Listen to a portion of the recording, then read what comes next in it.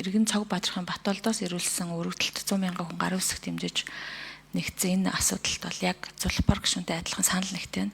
Иргэдийн оролцоо ийм сайн байгаад маш их баярлалаа. Энэ бол ардчилсан парламентын засаглал дээр бас одоо олж байгаа нэг ололт гэж би харж байна. За яг би танаас өргөдөл гаргаж байгаа иргэнээс нэг асуулт асууя. Яг тэтгэмж гэдэг үг өөрөө одоо нийгмийн ер нь бол үгийн концепц нь өөрөө нөгөө нийгмийн эмзэг ч юм уу тэр гишүүд хүмүүст зориулсан ийм утга агуулга тайлбартай социологт ч гэсэн ингээ яваад байдаг. Тэгэхээр энэ үг нь өөрөө улсын хурлын гишүүнд гэхээр энэ хоёрын хооронд суртахууны ч юм уу үгийн агуулгын хувьд нийт сэтгэлгүй байгаа нь анхны сэтгэлээрээ нэг зөв бас юм шиг ийм сэтгэл төрүүлдэг юм шиг байгаа юм. Та тэтгэмж гэдгээс илүү ер нь энэ шилжилтийн хөтөлбөр гэдэг агуулгаар нь судалж үзсэн үү? Бусад орнуудад харж байгаа жишгийг харахаар парламентын гишүүн байжгаад одоо өөр ажилд шилжихтэй өөр ажилд шилжихт нь дэмжсэн агуулга маягаар их дэмжлэгүүд байдаг юм байл л дээ. Бусад орнууд ялангуяа парламентын засаглалтай орнуудад. Тэгэхээр тэр одоо жишээг судалв уу? Нэгдүгээрт хоёрт гэвэл ер нь одоо тэр Солонгост болон бусад одоо таны жишээ болгож байгаа орнуудад чинь энэ тэтгэмжийн зардал их үүсвэр нь хаанаас зохицуулагддаг, Монголоос хаанаас зохицуулж байгаа хоорондын ялгааг ер нь та харж судлаа гэдэг ийм тодруулга бас баймаар байна. За дээрэс нь ер нь бол манай одоо улсын хурлын гишүүнийч тэр эмч нар ч гэсэн дэлхийн бүхэл орнтой адилхан бусад орнуудаас үргэлжил даавар байдаг.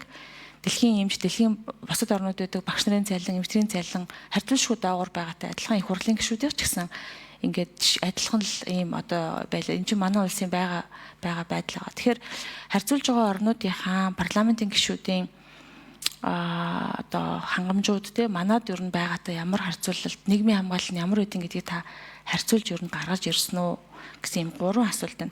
Яа тэгэхээр бид нар өнөөдөр багш эмчнэрийн цалингийн асуудлыг ярьж байгаа, нийгмийн хамгааллын асуудлыг ярьж байгаа. Ярихдаа бид нар бас л бусад орн нэг ийм байдаг да. Энэ хүмүүс чинь ийм олон жил сураад хөдөлмөрлөд ажиллаж байхад эргүүлээд энд нь дүүцсэн одоо орлого цалин нэмэх ёстой шүү гэдгийг бид нар гишүүд өнөөдөр яриад ингээд байж байгаа. Харьцуулаад. Тэгэхэд яг энэ шиг зарчим одоо энэ парламентын гишүүдэд ер нь байх уу? Ийм гурван зүйл дээр та нэг өөрийн бодол болон дата мэдээлэл байвал хуваалцаач. Тэгээ би дараа нь тодруулъя. 6 номерын микрофон өргөдөл гаргаж.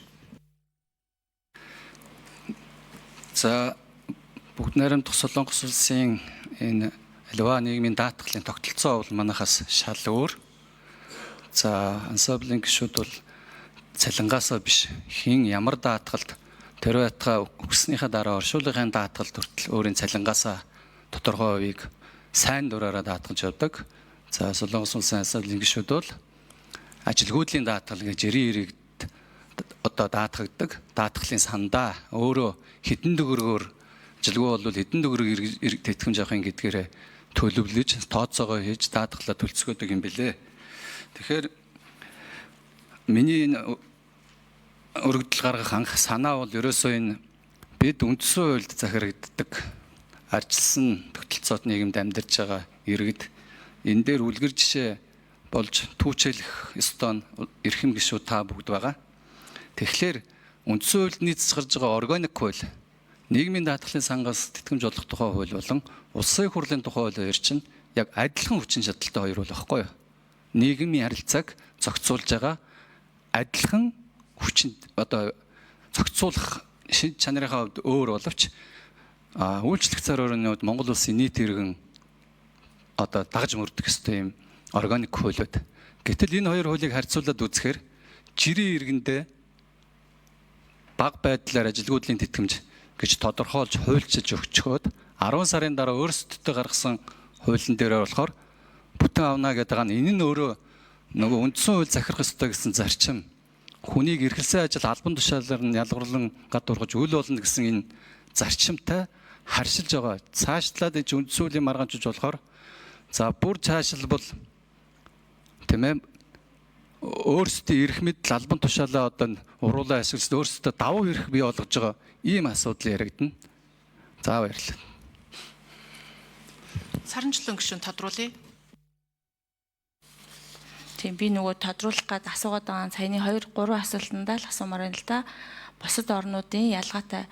Тэгэхээр ялгаатай тогтолцоотой орны жишгийг хооронд нь ингээд адилхан байх ёстой гэж ярих нь өөрөө хэр юм бол доо.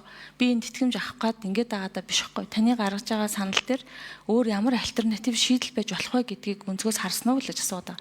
Шилжилтийн хөтөлбөрийг судалсан уу? Дэлхийн хэдэн орн парламентын гишүүдэд шилжилтийн хөтөлбөртөө байгааг судлаа юу гэж асууж байна. За нөгөө талд болохоор жирийн иргэдийн ажилгүйдлийн тэтгэмж бага байгаа. Тэр дундаа хөгжлийн мөрөлтөө хүмүүс их бүр хэцүү байдаг. Бүр тэтгэмж авч чадахгүй байгаа өнөөдөр. Тэр тогтолцооны тухай бид нар ярьж байгаа хгүй. Тэгэхээр гол одоо бидний өнөөдрийн хилцүүлгийн зорилго нь энэ жирийн иргэдийн ажилгүйдлийн тэтгэмжээр анхаарч энийг шийдэх нь илүү энэ одоо бидний үүрэг зорилго баймаар юм болов уу? Эсвэл зүгээр энүүгээр төлөөлж парламентын гишүүдийн тэтгэмжийг бууруулна. Тэтгэмж гэдэг юм уу юу гэдэг нь тэрийг бууруулах нь нэгдүгээр зорилго юм уу? Аль нь юм бэ? Тэгээ бусад орны жишээгээ харж 6 номерын микрофон нэмж хариулт өгье.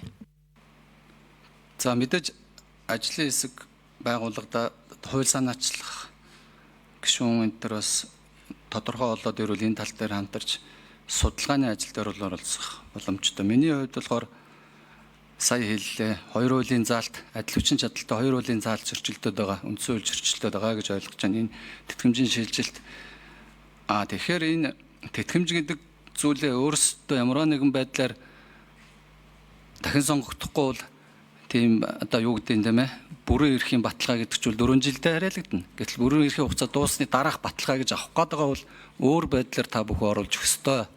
Энд ажилгүйдлийн тэтгэмжтэй хольж ингэж оруулж ирэхээр таны саяны хэлснээр нийгэмд ойлголт нөгөө хуулийн процедур хууль үндсэн хуульдаа нийцэж байна. Энд хууль юу болоод байгаа юм бэ? Энэ улсын хурлын гишүүн чи өөртөө давуу байдал бий болгоод байна шүү дээ гэдэг энэ хардалт.